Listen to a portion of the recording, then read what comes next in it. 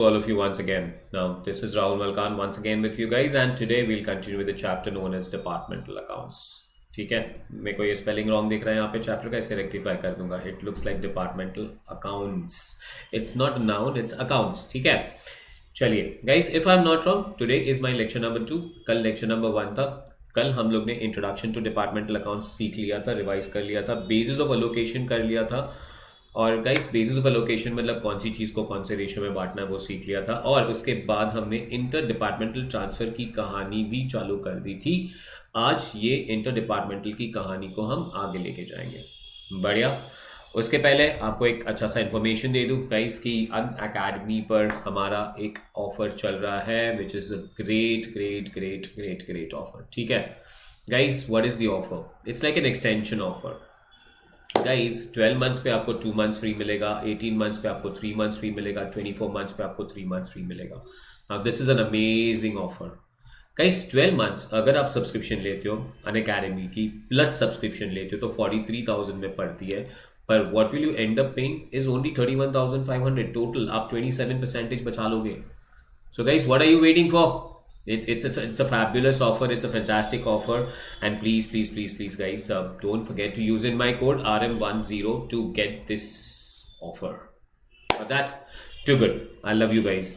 ये सारे जो रिवीजन लेक्चर्स ले रहा हूँ ना, अगर आपको इसके फुल लेक्चर्स चाहिए तो आपको अनअकैडमी पे मेरे कोर्सेज ज्वाइन करना है. I am seriously telling it to you, you will love it guys.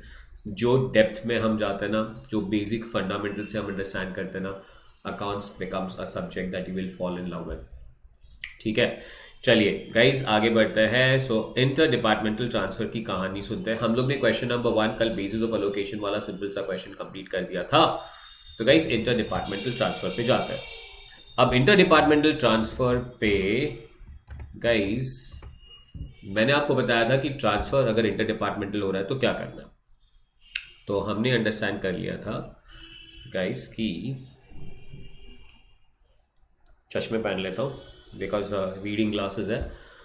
तो guys, first one, inter departmental जब ट्रांसफर होता है तो गाइस एक डिपार्टमेंट दूसरे डिपार्टमेंट को गुड्स ट्रांसफर करता है. तो लेट अस अज्यूम कि A department is transferring goods to B department. तो गाइस, अगर ए बी को गुड्स ट्रांसफर कर रहा है तो who is receiving the goods? B is receiving the goods. So guys, it is B के department के अकाउंट को हम डेबिट करेंगे, ट्रेडिंग अकाउंट, बी के ट्रेडिंग अकाउंट को डेबिट करेंगे और ए डिपार्टमेंट के ट्रेडिंग अकाउंट को हम क्रेडिट करेंगे. So it is B departmental trading account debit to A departmental credit account. Credit is why? Because B is receiver, A is sending. So जिससे मिल रहा है उसे डेबिट करना है, जो सेंड कर रहा है उसे क्रेडिट करना है. बढ़िया. सर, अगर ये ट्रांसफर लोडेड प्राइजेस पे होता है, मतलब guys cost plus profit add करके ट्रांसफर होता है, we call it as selling price, we call it as invoice price, आप कुछ भी बोल दो, बट कॉस्ट प्लस प्रॉफिट पे ट्रांसफर होता है. Assuming A is transferring goods to B, और अगर ये गुड्स अभी भी बी के स्टॉक में है तो गाइस हमें एक स्टॉक रिजर्व निकालना पड़ेगा. So this is basically referred to as stock reserve, और it is also referred to as unrealised profit. Are we exactly clear with that one? Unrealised profit निकालना है. कैसे निकालेंगे अनरियलाइज्ड प्रॉफिट? तो 3 स्टेप में काम करना है. स्टेप नंबर 1, दूसरा स्टेप आएगा स्टेप नंबर 2, तीसरा स्टेप आएगा step number 3. So step 1, step 2, step 3. Are you understanding this very well? Too good. Guys, step number 1 पे जाएंगे. So what is my step number 1? Guys, step number 1 पे हमें निकालना है जीपी रेशियो. किसका GP ratio निकालना है sir? Who is transferring goods to whom? A is transferring goods to B, तो ए का जीपी रेशियो निकालना है. फॉर्मूला क्या होगा जीपी रेशियो का? जीपी रेशियो का फॉर्मूला होगा GP upon sales plus inter departmental transfer multiplied by 100. Don't forget कि हमें इंटर डिपार्टमेंटल ट्रांसफर भी सेल्स में ऐड करने होंगे. So GP upon sales plus inter departmental transfer multiplied by 100 is GP ratio. GP ratio के बाद मुझे निकालना पड़ेगा guys content ratio. Now what is content ratio? So guys, content ratio is basically simple understanding में कि B का closing stock देखना है या बी का ओपनिंग स्टॉक देखना है, तो बी का स्टॉक देखना है और उसमें ये पूछना है कि ए के कितने गुड्स है, बी के स्टॉक में ए के कितने गुड्स है. बिकॉज ए अगर बी को गुड्स ट्रांसफर कर रहा है तो बी के क्लोजिंग स्टॉक के अंदर ए के गुड्स होंगे. So we are telling you कि बी के अंदर ए का कितना गुड्स है. Guys last one is stock reserve. तो स्टॉक रिजर्व कैसे निकालेंगे? स्टॉक रिजर्व निकालेंगे स्टेप 1 मल्टीप्लाइड बाय स्टेप 2. तो हमें मिल जाएगा stock reserve, that is unrealise profit. Are we exactly clear with that one? अब कल लेक्चर एंड करते करते मैं ये भूल गया था कि आपको जर्नल एंट्री भी सिखा दूं. तो गाइस आज हम लोग अंडरस्टैंड करते हैं कि इसकी जर्नल एंट्री क्या आएगी. तो जर्नल एंट्री गाइस, अगर क्लोजिंग स्टॉक के अंदर स्टॉक रिजर्व है, क्लोजिंग स्टॉक के अंदर स्टॉक रिजर्व है, that means it's unrealise profit. Guys profit realise नहीं हुआ, हमें प्रॉफिट कम करना है. अभी एग्जैक्टली क्लियर? और गाइस अगर हमें प्रॉफिट कम करना है तो हम पीएनएल अकाउंट को डेबिट करेंगे. सो हमारे क्लोजिंग स्टॉक के स्टॉक रिजर्व का जर्नल एंट्री होगा PNL account debit to stock reserve. PNL account debit हो जाएगा और स्टॉक रिजर्व बैलेंस शीट की लायबिलिटी साइड पे आ जाएगा बिकॉज ये प्रॉफिट रियलाइज नहीं हुआ अभी तक. एंड गाइस सेकेंड, अगर ये स्टॉक रिजर्व हमारा ओपनिंग स्टॉक के अंदर है तो ऊपर वाला जर्नल एंट्री पूरा रिवर्स कर लो. तो गाइस हमारा जर्नल एंट्री बन जाएगा stock reserve account debit to PNL. Tell me, are you understanding this very well guys? जकास, टू गुड. चलिए guys, if you guys are comfortable with this I will go ahead and solve the question. This is how we revise, है ना? Elimination of unrealized profit, stock reserve, step number 1. Calculation of GP ratio, step number 2. Calculate element of stock, or we call it as content ratio, and step number 3 is calculate the stock reserve. Guys, journal entry जो closing stock का होगा at the end of the accounting year, entries profit and loss account debit to stock reserve. Guys, at the beginning of the year हमारा journal entry हो जाएगा stock reserve to P&L account. Tell me, are we clear with that? Lovely. चलिए, now this is a wonderful question guys. Question number 2. Department P sells goods to Department S at a profit of 25% on cost and to Department Q at a profit of 15% on cost. Department S sells goods to Department P and Q at profit of 20% and 30% on sales respectively. Department Q sells goods to P and S at 20% and 10% profit on cost respectively. Departmental managers are entitled to 10% commission on the net profit subject to unrealized profit on departmental sales being eliminated. Departmental profits after charging managers commission but before adjustment of unrealized profits are as follows. Department P का profit है 90, S का profit है 60, Q का profit है 45. Stock lying at different departments at the end of the year are as follows. Figures in rupees. Department P, S and Q. Guys, transfer from P, S के पास, P के पास transfer from S के goods है, transfer from Q के goods है, S के पास पी के गुड्स है, क्यू के गुड्स है, क्यू के पास पी के गुड्स है, एस के गुड्स है, and they are asking you to find out the correct departmental profit after charging managers commission. जकास है, बहुत ही सिंपल क्वेश्चन है बट बहुत ही रिपीटेड क्वेश्चन है. अगर आप देखेंगे ना पास्ट के डिपार्टमेंटल अकाउंट्स के क्वेश्चन आईसीआई के एग्जामिनेशन में भर के पड़े ये क्वेश्चन. चलिए, question number 2 if you all are ready. So guys, this is my question number 2. Can I? First, Department P sells goods to Department S. So Department P ने goods किसको बेचे हैं? Department P ने goods बेचे हैं Department S को और Department Q को. Department S को goods कैसे बेचे हैं? Guys, 25% on cost. If it is 25% on cost, guys, it is 25 by 100 on cost. Guys, it is 25 by 100 on cost. Guys, हमें on cost नहीं चाहिए, हमें always on selling price चाहिए. तो guys, that is 25 by 125 on selling price.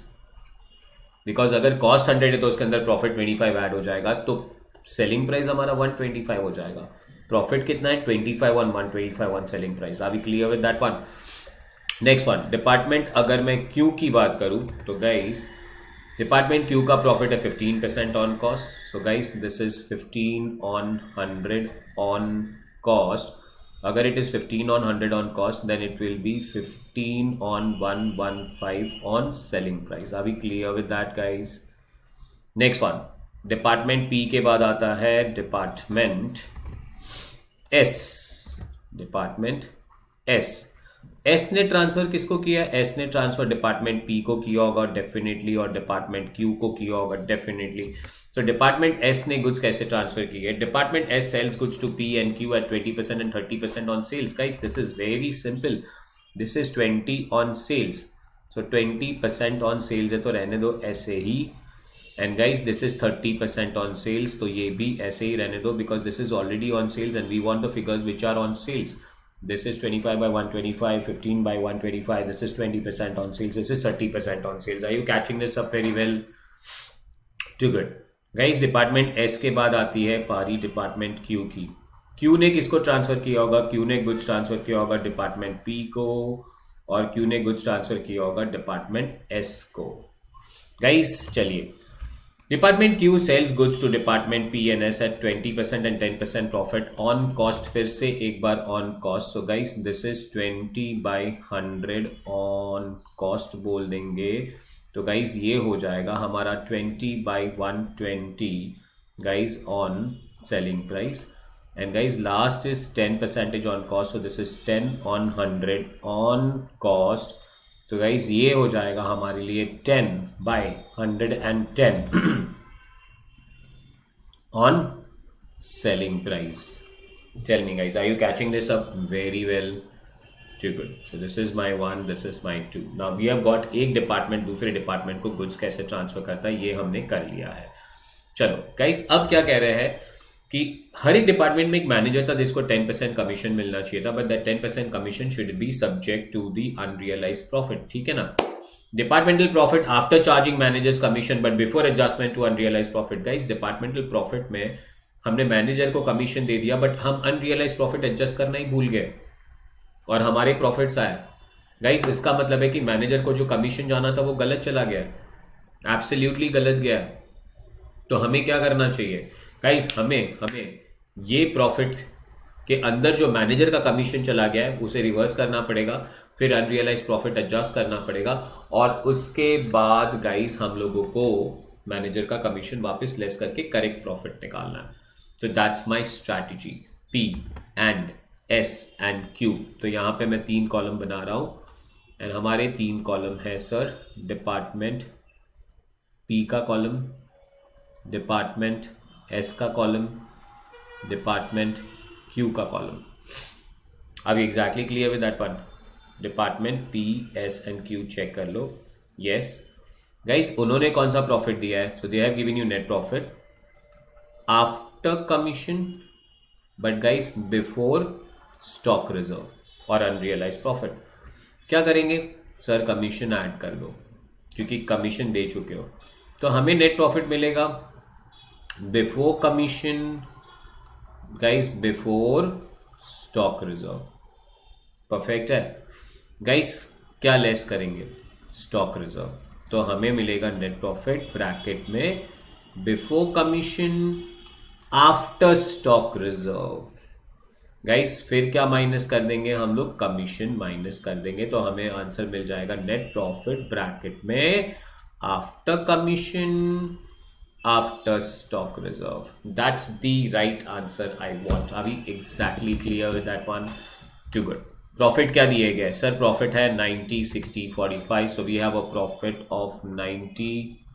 We have a profit of 60. We have a profit of 45. Are we exactly clear with that one? 90, 60 and 45. Commission था 10%. भूल से 90 का 10% नहीं निकाल लेना.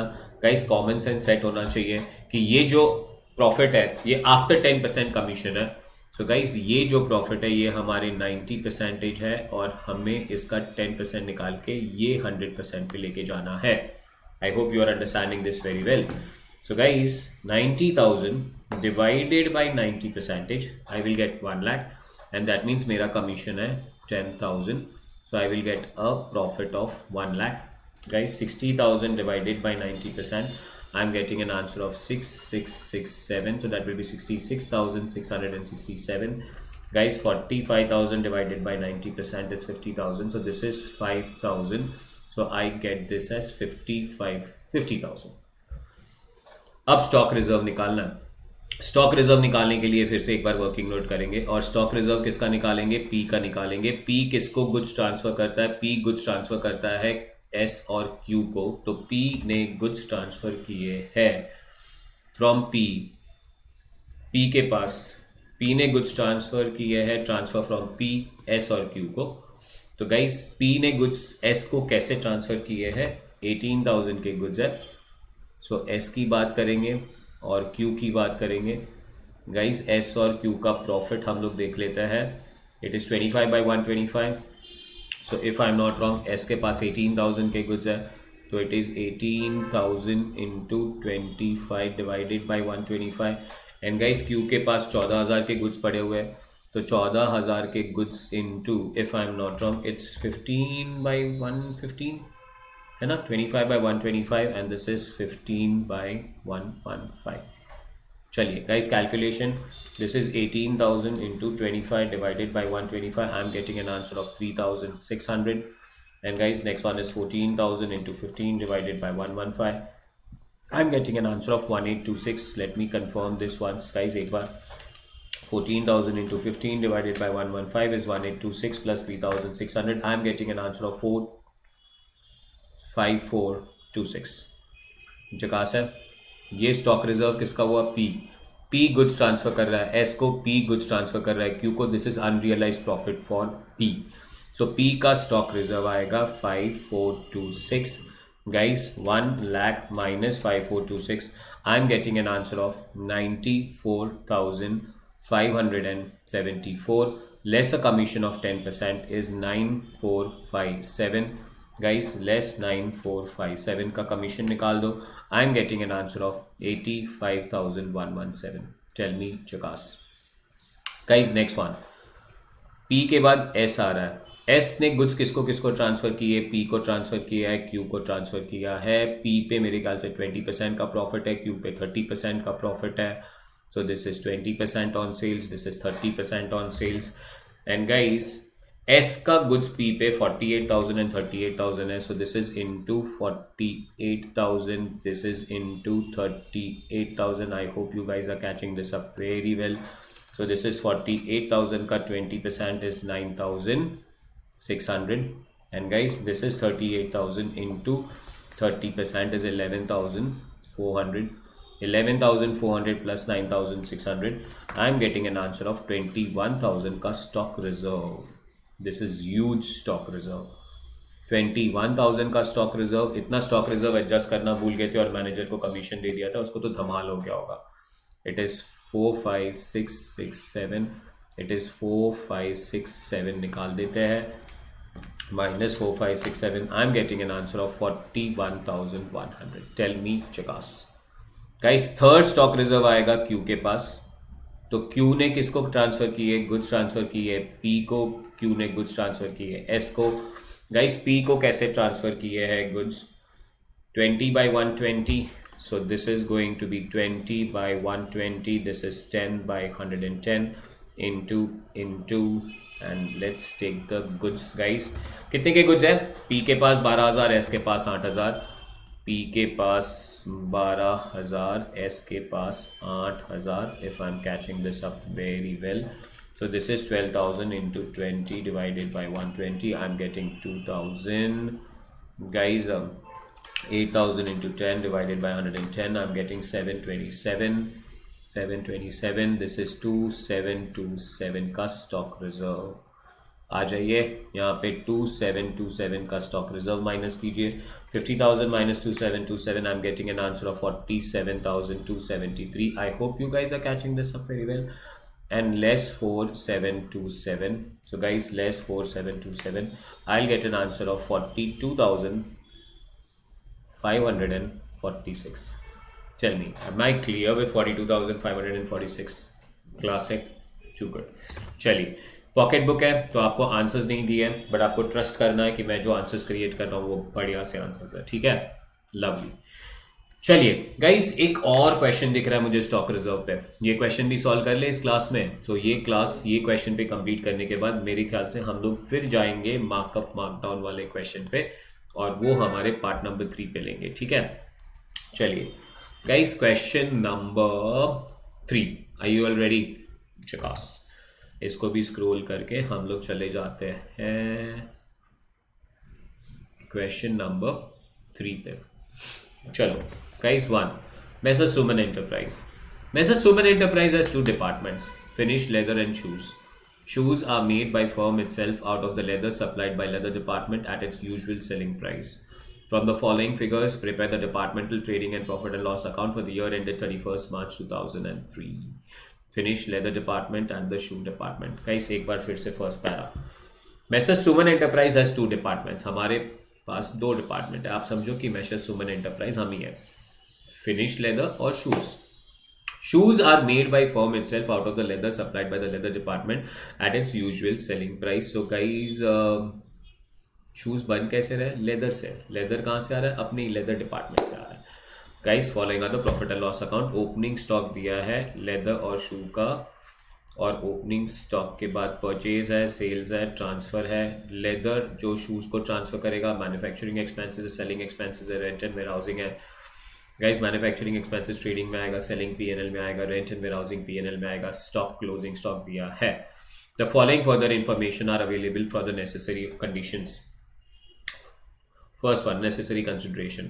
Stock in shoe department may be considered to be consisting of 75% of leather and 25% of other expenses.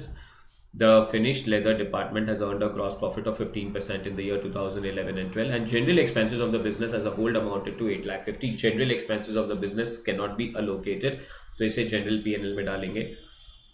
Alternatively आप ये assume कर सकते हो कि general expenses like sales expenses है, तो इसे सेल्स रेशियो में भी बांट सकते हैं. बट मेरा ऑलवेज आपसे सजेशन ये होगा कि भाई ये जनरल एक्सपेंसेस है, तो इससे आप है ना रहने दीजिए जनरल पीएनएल में. Got that? बढ़िया, टू गुड. चलिए guys, question number 3. Question number 3 किसके बुक्स में काम कर रहे हैं? सुमन एंटरप्राइज के बुक में काम कर रहे हैं सर. तो हम लोग लिखेंगे messrs Suman enterprise. Got this, sir? Too good. So this is Messrs Suman Enterprise. Guys, इनका बनाना है डेबिट साइड और इनका बनाना है credit side. So I will say this is my departmental trading and profit and loss account for the year ended. भाई कौन सा year ended है?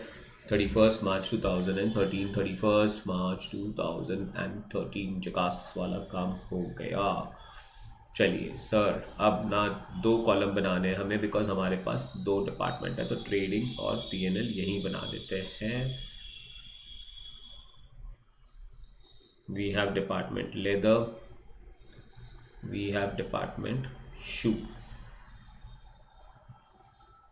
चलिए, we again have a department which is leather, and we again have a department which is shoe.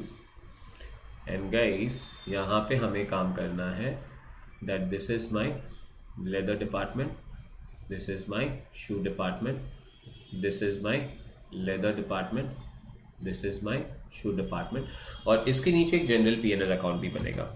Guys, first one, opening stock. So first of all, we'll start with the word 2. Opening stock.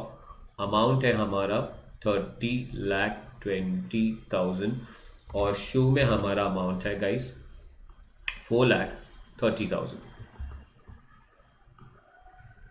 4,30,000. बढ़िया, too good. Guys, opening stock के बाद आता है हमारा purchases. So this is 2 purchase. So guys, purchases are 1,50,00,000. Purchases are 1,50,00,000. And guys, second, the purchases are 2,60,000. Purchases are 2,60,000. Next one guys, purchases के बाद आ रहा है सेल्स. सेल्स डिपार्टमेंट के क्रेडिट साइड पे आएगा, ट्रेडिंग अकाउंट के. So sales for leather department are 1,80,00,000.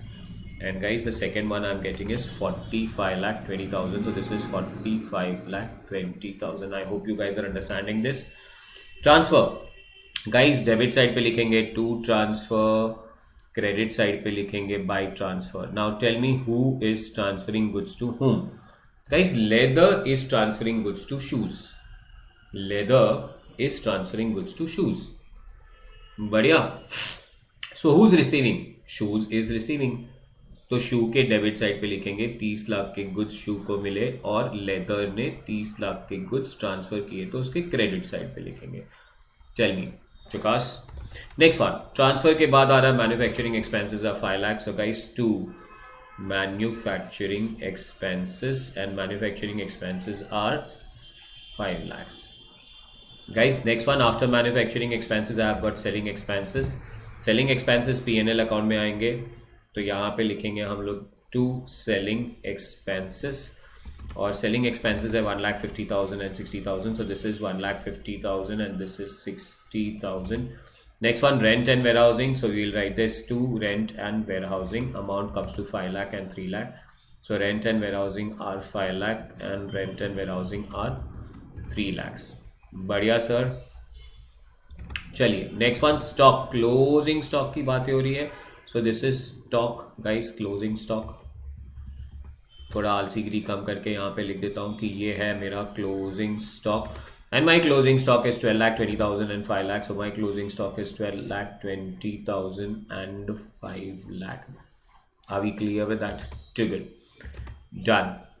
एक जनरल एक्सपेंसेस है, जनरल एक्सपेंसेस को भूलेंगे नहीं, इसको जनरल P&L में लेके जाएंगे. That is 8,50,000. बट पहले मैं जीपी ढूंढ लूँ.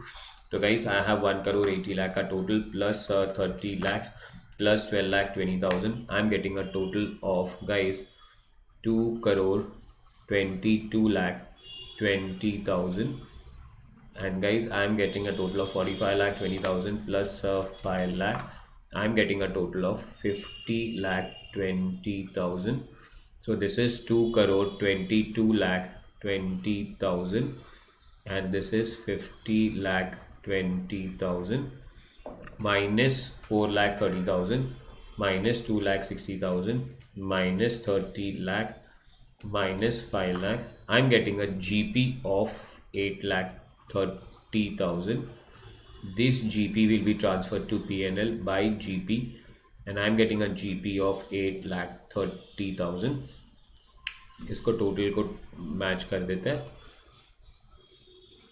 और यहाँ पे भी एक टोटल लेके आते हैं ताकि हमें नेट प्रॉफिट मिल जाए. सो गाइस, अब इसका टोटल है हमारा 8,30,000. This is 8,30,000 minus 60,000 minus 3 lakh. I'm getting a NP of 4,70,000. guys, this is nothing but 2 net profit of 4,70,000. चकास है. चलिए, 2,22,20,000 minus 30,20,000 minus 15 lakh. Oops, 2,22,20,000 minus 30,20,000 minus 15 lakhs. 1,50 lakhs. Okay guys, 42 lakhs आ रहा है मेरा gross profit. मैं यही सोच रहा था इतना बड़ा कहाँ से आने लगा. तो this is my 2 gross profit. Gross profit आया मेरा. Gross profit 42 lakh. And guys, I'm getting 42 lakh. I hope you guys are understanding. This is 42 lakh.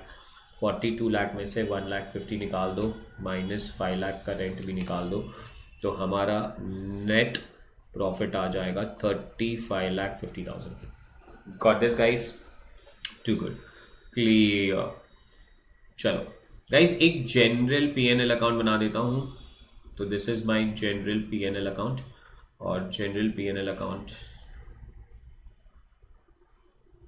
guys will be the debit side and the credit side.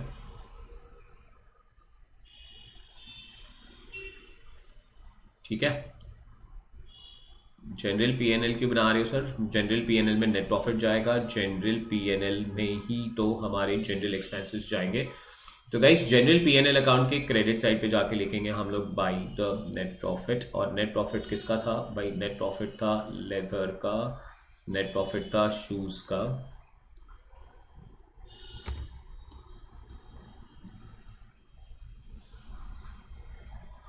Net profit था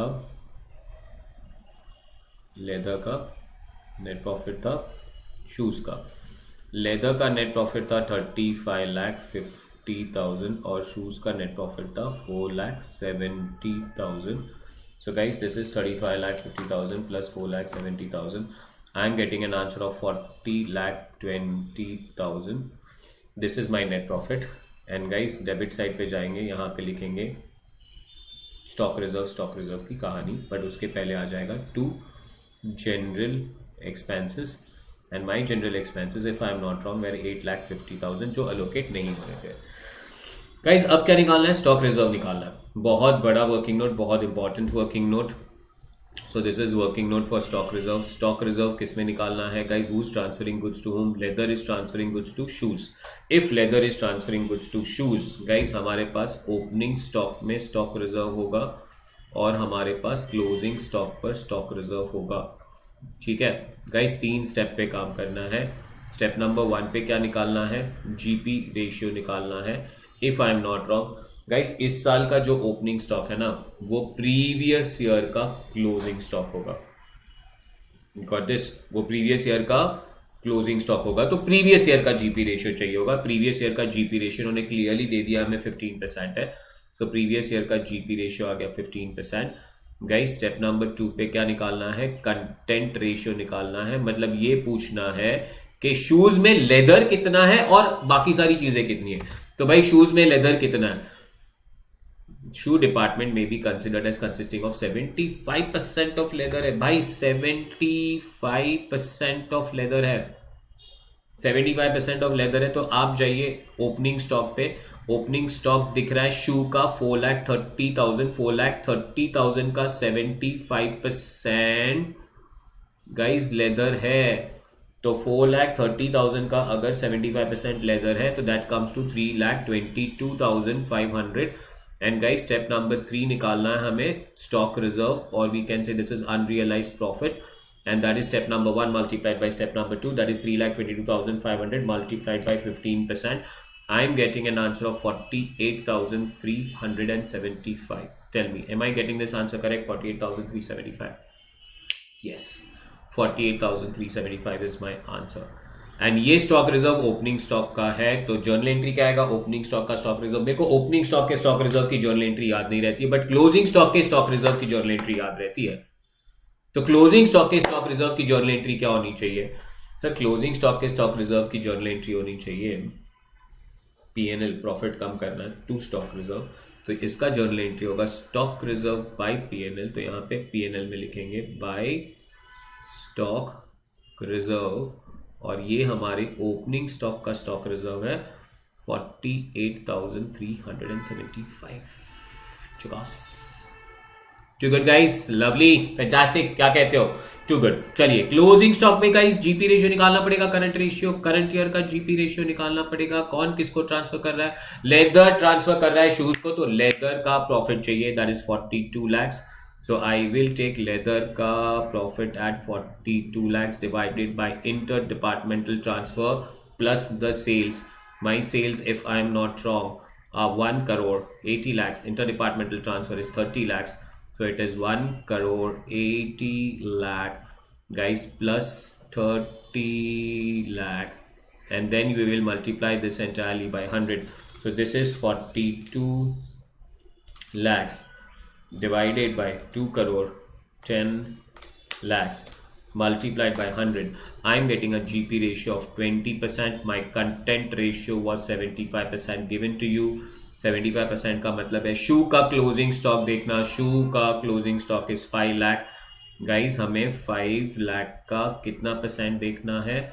75% देखना है। So sir 5 lakh का 75% will be 3,75,000, and guys 3,75,000 का 20% is 75,000 is my closing stock reserve, closing stock reserve पे जाओगे, PNL account debit to stock reserve, और ये है हमारा closing stock reserve, that is 75,000 guys. 40,20,000 plus 48,375. I'm getting a total of 40,68,375. This is 40,68,375 minus 8,50,000 minus 75,000. I'm getting an answer of 31,43,375. This is my final net profit after all the stock reserve. This is my answer. Jackass. Too good? Lovely. Guys, एक बार stock reserve 3 steps. Who transfers to whom? A transfers to B. तो पहले तो transfer कर दो. 3 steps के पहले भी A transfers to B. So B को डेबिट करेंगे, A को क्रेडिट करेंगे. Next one guys, 3 steps. A transfers to B. GP ratio A का निकालो. Step number 2, content ratio B का क्लोजिंग स्टॉक देखो और ये पूछो कि A का कितना गुड्स है. And guys finally stock reserve निकालेंगे तो step number 1 multiplied by step number 2. Got that guys? आज के लिए इतना काफ़ी है. उसके बाद मैं आपको मार्कअप और मार्कडाउन वाला ये बहुत ही बढ़िया क्वेश्चन कराऊंगा. ये लेक्चर नंबर 3 पे होगा. और एक क्वेश्चन इसके अंदर मैं आपको कराऊंगा, बट वो लेक्चर नंबर 3 पे कराऊंगा. ठीक है, आज के लिए इतना ही काफ़ी है. Good night to all of you. I love you all. जकास गाइस. जाते वक्त मेरा पोएम बोलते जाइए. I am the best, I will score in examination and I will send sweets to Rahul sir. Love you. Take care. Bye bye.